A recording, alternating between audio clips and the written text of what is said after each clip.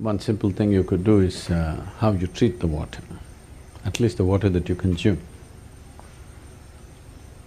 I know today everybody is drinking water from plastic bottles. If you keep it in a metal vessel, particularly copper or copper alloy, the very nature of the water will change.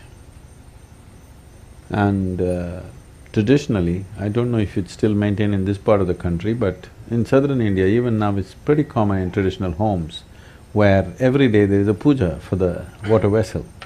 They will put some vibhuti on it, some kumkum on it, and there's a small arati for the thing, because the water should… water has a enormous amount of memory, it remembers how you have treated and accordingly it'll behave. This is something very simple, everybody can start. And as a part of this in Tamil Nadu, we've been encouraging people to use copper vessels, pure copper vessels, because copper is such a… it's the best conducting metal and it energizes the water. Energizing, if you check the if you check the chemical composition, it'll not change. That is the beauty of it. It's only the molecular structure of the water that will change. You might have experienced this. Suppose you ever… is there a waterfall in Narmada anywhere? There's a waterfall. If the water is falling like, let's say, over 20-25 feet, and just after the waterfall, if you just touch the water, you will find water is silky for touch. Have you noticed this? Because water implodes within itself and the molecular structure changes. The way it feels is different. Today, they have created what is called as water imploding machines.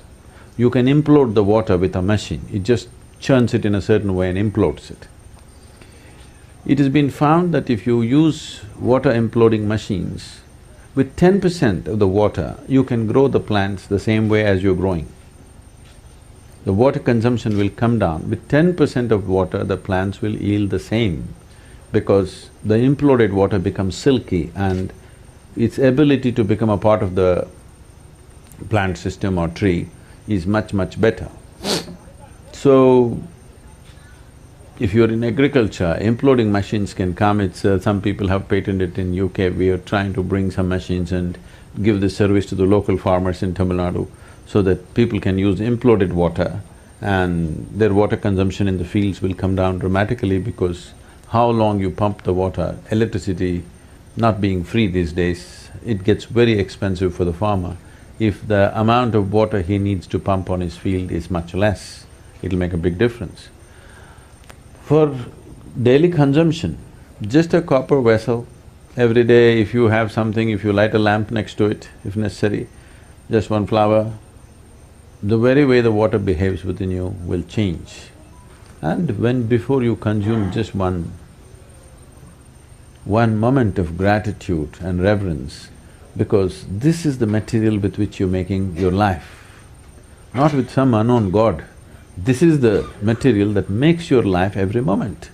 And how you treat it is very important in your emotion, in your thought. If you hold water as… you don't even have to think Devi stuff, you just understand the reality. The fact of it is, without it you cannot survive. Yes? Whatever is the basis of your survival, you bow down, isn't it?